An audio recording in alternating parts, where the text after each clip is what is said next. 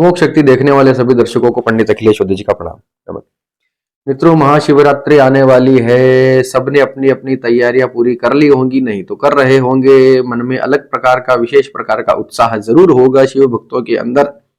8 मार्च 2024 शुक्रवार की रात्रि महाशिवरात्रि शिव भक्तों के लिए, तपस्या करने वालों के लिए, साधना करने वालों के लिए अत्यंत महान रात्रि है। अपने पापों को धोने के लिए, अपनी कामनाओं को पूर्ण करने के लिए 2 प्रयोग में इस सीरीज में मैं दे चुका हूं। 3 तारीख को आ चुके हैं। आज मैं कुछ सामान्य बात बता रहा हूं। भस्म का त्रिपुंड महादेव के भक्तों के लिए देखिए 2 चीजें बड़ी आवश्यक बताई गई हैं।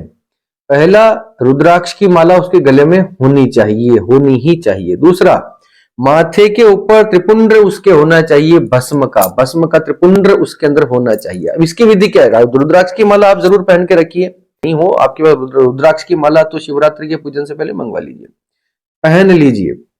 दूसरा, भस्म, विभूति, इसका तिलक, इसका त्रिपुंड, 3 रेखाएं जो होती हैं, ये त्रिपुंड इसको बोला जाता है।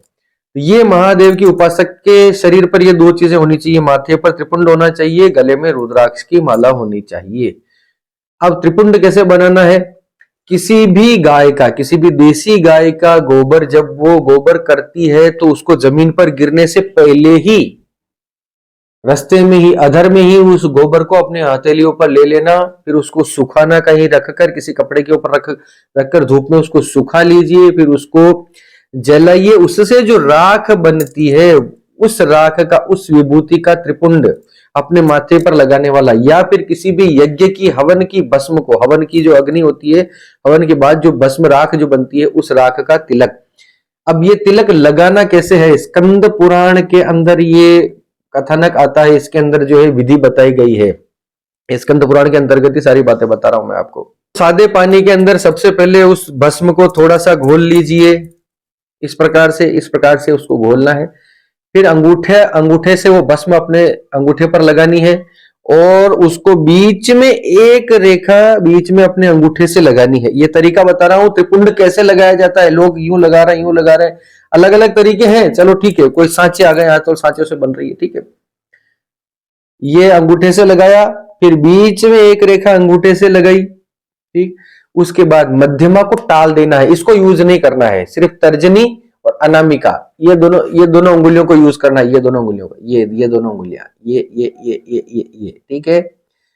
इन दोनों उंगलियों को, तर्जनी और अनामिका को वापस उस भस्म में लेके, और वो जो रेखा बीच में खींची थी उसके ऊपर और नीचे 2 रेखाएं इस प्रकार से उसके ऊपर नीचे खींच लीजिए। तो ये पहली वो थी, 2 उसके ऊपर नीचे हो गई, 3 रेखाएं हो गई। तो ये त्रिपुंड बन गया भगवान महादेव का। अब आप पूजा पाठ, इसके बिना कोई पूजा पाठ, कोई शिव भक्ति सफल नहीं होती। छोटा सा प्रयोग था, छोटी सी बात थी, मन में आई, बता दी। इस शिवरात्रि को पूरे तन मन से, तबीयत से पूजा करेंगे, ठीक है। और अगले दिन अपने अनुभव शेयर करेंगे। हमारे किसी भी चैनल पे, हमारे व्हाट्सएप पे अपने अनुभव शेयर करेंगे, कैसा लगा, क्या लगा। चलिए, इसी के साथ आप सबके मंगल की कामना करता हुआ मैं पंडित अखिलेश चौधरी जी आपसे विदा लेता हूं। धन्यवाद। सर्वे भवन्तु सुखिनः।